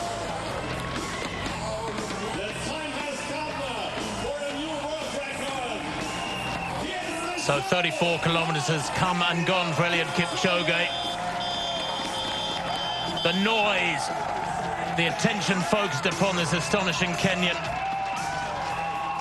ratcheting up all the time. The inflatables appearing again and again. Not at any particularly significant points on the course, but just give you that feeling with the trees arched over the road and the crowds on either side. Must give Kipchoge the feeling that he's running through a tunnel here almost. A tunnel of support. 34 kilometres, 1:38.11. And that, as you can see, puts him 52 seconds ahead of average world record tempo. The world record 2:02.57. So he's right on the cusp of running around 2:02 flat here. He might, at the moment as things stand, finish in around 2:02.05. Wouldn't it be astonishing if he could go under 2:02 here today? And perhaps an appropriate moment just to point out that somebody running at 2-hour speed in this marathon that is being run fairly and according to the rules would be, what, 1.5 minutes up the road ahead of Kipchoge here. Would be 500-600 metres up the road ahead of him. I'm one of those who thinks it will never happen. Not when you look at the greatest marathon runner in history here, in his pomp, in ideal conditions, with everything clicking. How can anybody conceive of somebody one day breaking 2 minutes? Although many, many pundits of the sport do believe that. They do indeed. This next split, though, will be significant. I think this will give us more confidence than ever to say whether we're seeing a world record here today. At the moment we are, But Dennis Kimetto, remember, there is the Gedächtniskirche in the Breitscheidplatz, which is one of the main features and landmarks on this famous Berlin course, and was played host to the shot put in the European Championships, the Athletics Championships, just a few weeks ago here in Berlin, which were held with great success. So approaching 35 kilometers, this is the big mark in this marathon. Well, from here, 7 kilometers to go. Kimetto and his world record was on 1:41.47.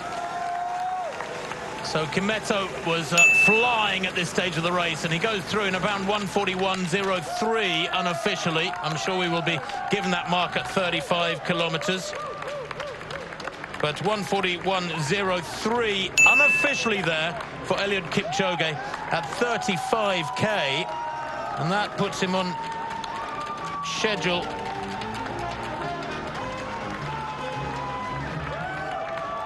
well, there he is, still way ahead of that world record average. The green marker is at the average tempo for the world record, and he's still, what, some 150, well, 350 meters ahead of it, which is about a minute at this speed he's moving at. The gap is monstrous. This late in the race, Chris, I can't believe he's not going to resign that world record of Dennis Kimetto from 4 years ago to history and to second place on the all-time list. You just get the sense, Tim, that he really fancies not just smashing the world record, as we've said, but actually getting under 2:02. Are we going to see a 2:01 something marathon for the first time ever? That's, you sense, the goal for Eliud Kipchoge.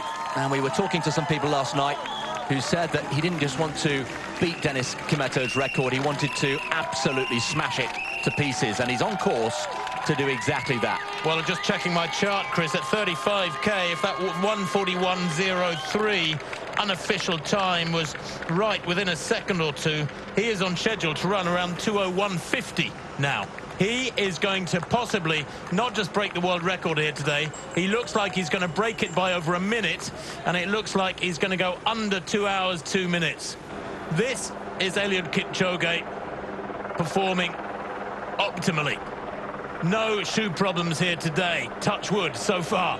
No wind and rain. I don't think we need to touch any wood in that regard. Conditions perfect. The temperature climbing, but not to anything nearly as challenging as he had to contend with in London. The 35-kilometer splits haven't yet come through officially, but I got him at 1:41.03. That against Kimetto's 1:41.47. So what, some 44 seconds ahead of Kimetto at 35k. And he's still moving well. He's still got that wonderful power and yet relaxed stride with, what, 6k to go, 7k to go. He's got his game face on here and just occasionally puffs out the cheeks and just wipes his mouth. All that hydration, all those drinks taken on the little and often, sipping regularly, now starting to work and starting to enjoy the benefits of that hydration earlier on in the race. As Tim was saying, if you start feeling thirsty, it's too late, it's gone. 1:43.53 unofficially at 36k. And that, yes, puts him on schedule for around 2:01.45. It's gradually creeping down all the time, the projected finishing mark for this astonishing Kenyan. 33 years old. Many believe that if you can hold together, avoid the injuries, maintain your body well, then you are at your best. You've got those accumulated years of hard training, and you're at your best in your mid-30s, so maybe, perhaps more to come. He's won 9 of his 10 marathons.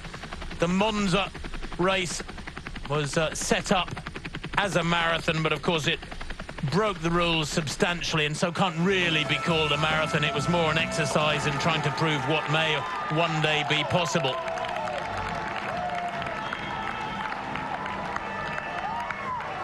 Look at the bounce there in that stride. He's working here now. He's working very hard.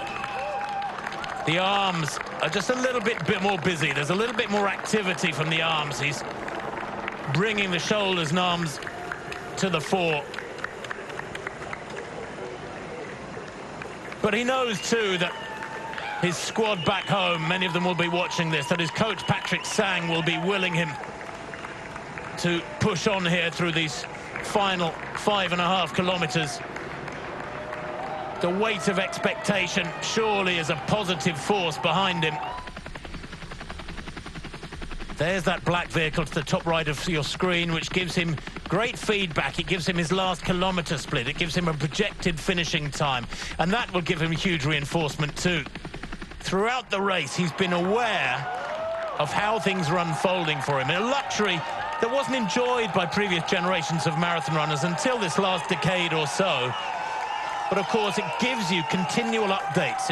You can compute, you can work out how you're going, and believe me, he will be doing that. He is a intensely intelligent man. He will be thinking about the splits that are coming up and that are being predicted and using that information positively, sticking to that blue line to the inch.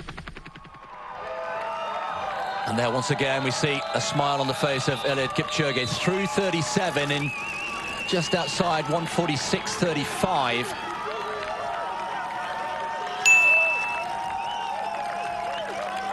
Shoulders relaxed.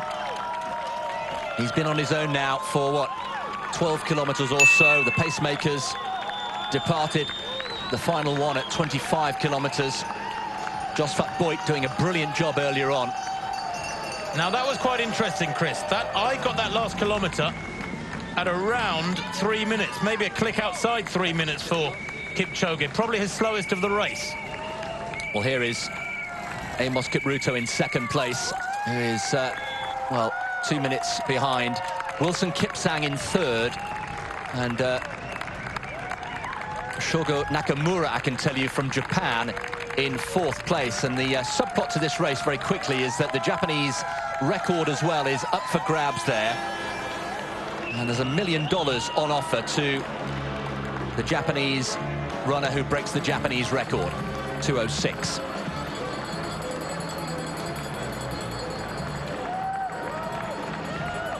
So 37.5 kilometres gone.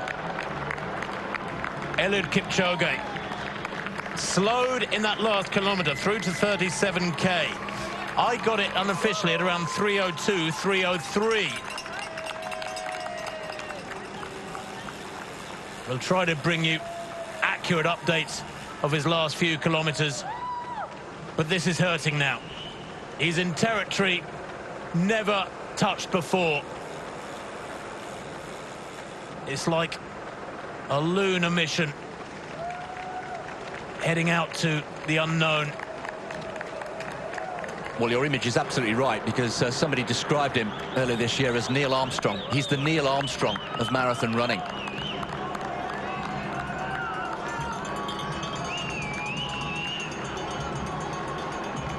Is he starting to suffer a little bit? Even the great Eliud Kipchoge there doesn't look quite as comfortable, does he?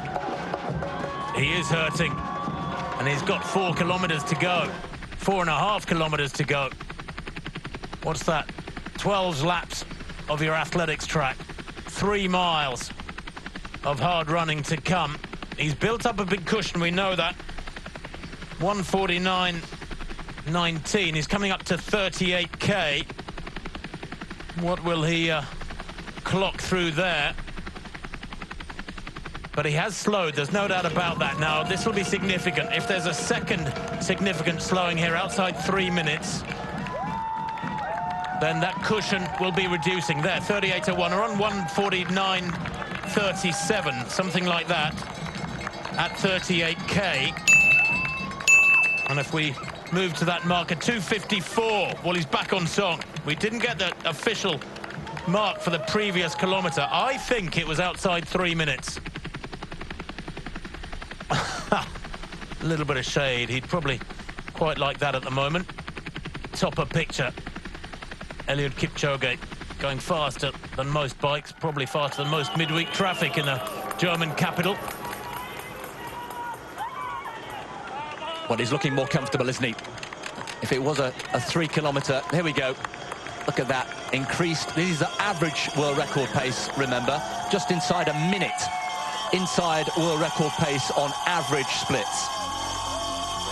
Well, according to those marks, his 37th kilometre was at 2:55, so a miscalculation by me, and apologies for that if that is correct.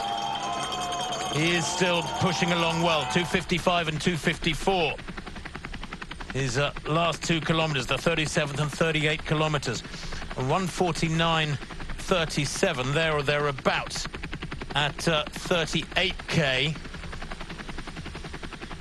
Well, that puts him on schedule for about 2:01.45, can you believe? This is science fiction unfolding in front of us. Absolutely astonishing. Still waiting for the 35k marker to come through on our computers here, so there's some little glitch has crept into the works. We can't blame the rain on this occasion. Maybe Eliud Kipchoge getting ahead of the electronics here, such as his lightning speed. And he's applying everything learnt over so many years of hard training, hard racing. When you think that he was world champion 15 years ago on the track, well, you understand what astonishing consistency, what a monastic lifestyle he's been able to maintain. His focus under the fabulous tutelage of Patrick Sang himself, an Olympic silver medalist in the steeplechase, twice a world championship medalist at the steeplechase. Patrick Sang knew how to get there and do it so well. And that is what is being applied here, the knowledge of a fabulous coach by Eliud Kipchoge. 39 kilometres coming up.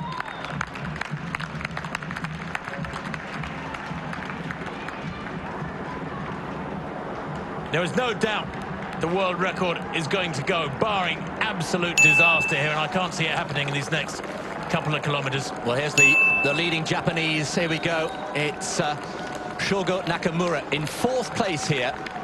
And his incentive is to try and beat 2:06.11. That's the Japanese record set by Yuta Shitara in Tokyo early this year. And if he were to do that, he would get himself a cool $1 million. His personal best is 2:10.51. He's on course for that. Shogo Nakamura in 4th place, running an absolutely storming race here, and on his way, potentially, to a $1 million bonus. Wow. Lonely running for Nakamura. Lonely running in one respect for Eliud Kipchoge.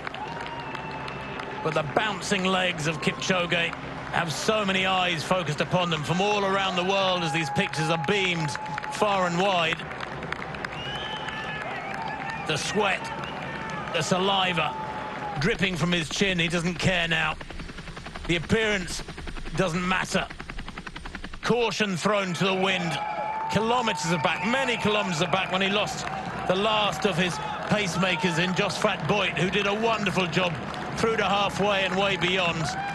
But Eliud Kipchoge here cares not about anything dripping from his chin. He cares not about how smooth he looks. He just powers on over these streets of Berlin to surely the most astonishing world record of the modern era.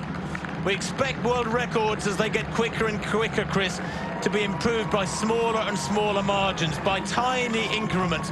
But this today, well, it's a majestic leap into another era of marathon running, because he's going to surely go below 2:02. He's certainly going to improve the mark of Dennis Kimetto from 2014 by a handsome amount. Well, history in the making here. A new target. Yeah, history in the making here. I think we can safely say now that the world record will go today here in Berlin. History will be made in the next 5 minutes or so. And it's a question of by how much. Just getting word from our colleagues that the predicted finish time, 2:02.01, he will want to psychologically break that 2:02 record, that 2:02 mark. 40 kilometres coming up for Kimetto. 1 hour 55 on the clock now. Coming for Kipchoge, excuse me. Kimetto went through this mark, 40k, in 1:56.29. Look at the time in the bottom of your screen. He's well over a minute ahead of Kimetto at the moment. 50 metres to go to the 40-kilometre mark. And there is no doubt that Dennis Kimetto, despite that charge, they hit 40k now. 1:55.32, the official time.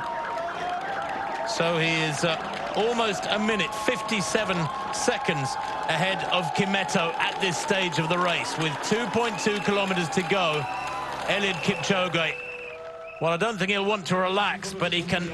Oh, and he misses a bottle there. That's frustrating. Nobody handing it out to him. That's astonishing at this stage of the race. Not a soul at that drink station, but it was down to him, and that is something he practices. That will annoy him a little bit.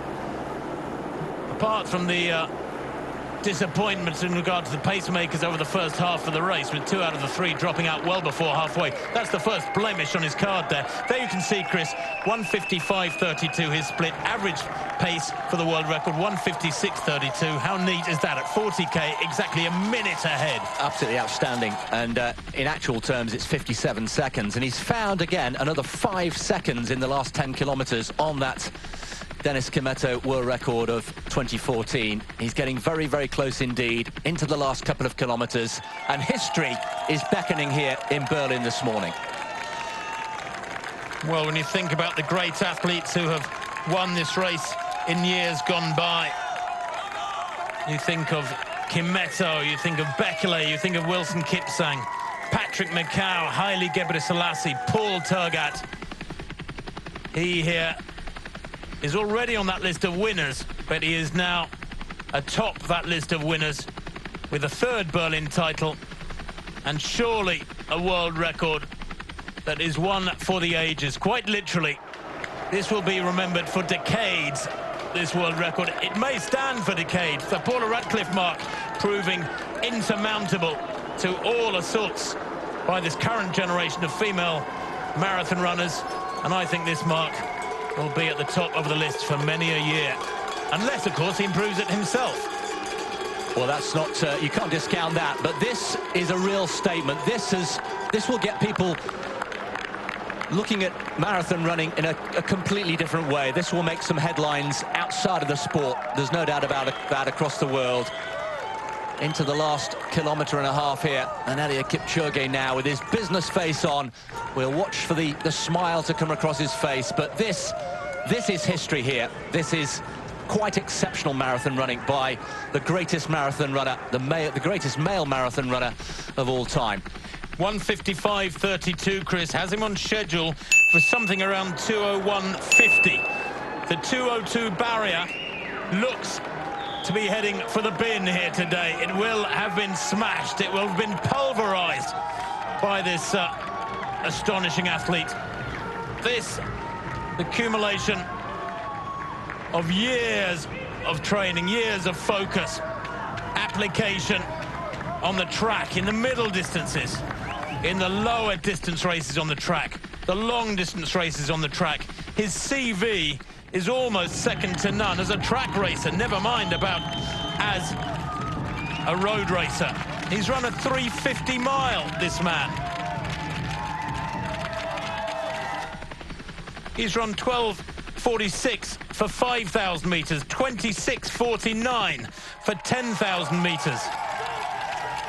You wonder how he's ever lost a marathon, don't you? He's lost just one of the 10 he's run, and it looks like he'll have lost just one of the 11. Less than a kilometre to go now for Eliud Kipchoge. If this were a track race, he'd have turned the final bend and be in the home straight with the finish line in sight. Well, you can almost see it. He's on Unter den Linden, that famous street in Berlin, and he's heading for the Brandenburg Gate. Here we go. The crowd's building on both sides, and he's winding up for the last few hundred metres here. And the Brandenburg Gate, those trademark columns loom into view here for Eliud Kipchoge, and he's on his way to making history here in Berlin. Well, the 2-hour barrier clicks by now, the Brandenburg Gate in sight. It's about 300 metres from the gates to the finish line. Eliud Kipchoge is going to smash the mark of Dennis Kimetto, which has survived for 4 years, longer than the mark of Wilson Kipsang, whose 2013 mark lasted a mere 12 months. But what a glorious sight this is for Eliud Kipchoge. He must have dreamed of these moments. He must have gone through these sights in his mind. That visualization, the glorious Brandenburg Gate. Into the shade for Eliud Kipchoge, into the sunshine now in more ways than one as the finish line lies ahead of him. He's going to break the 2 hours, 2-minute barrier, there's no doubt about this. The greatest performance in the history of marathon running on the male side. Paula Radcliffe's mark remains untouched by anybody so far. This is Radcliffe-esque. This is Eliud Kipchoge in supreme form, 150 metres to run. The crowds of the German capital roar him on. He smiles now. He knows the record is his. 2:02.57 by Dennis Kimetto, his compatriot, was a magical mark. The first sub-2:03 clocking. This will be the first sub-2:02 clocking, and by a monstrous margin, he is going to break the world record. He comes towards the line, raises a sprint on those magical legs, and at last the world record is his. How fitting is this? The Olympic champion is the world record holder. 2:01.40, unofficially there for Eliud Kipchoge. He breaks the world record by an astonishing margin, 1 minute and 17 seconds. Patrick Sang, his coach, his companion for run after run, race after race, year after year, hugs him there. And history has been made in Berlin 2018 in astonishing style. Wow. Simply wow. That was special. Eliud Kipchoge is a history maker in Berlin. And congratulations coming first of all from Mark Milder, the race director. He will be delighted yet again. Berlin delivers. Look at that. Do not adjust your sets, ladies and gentlemen.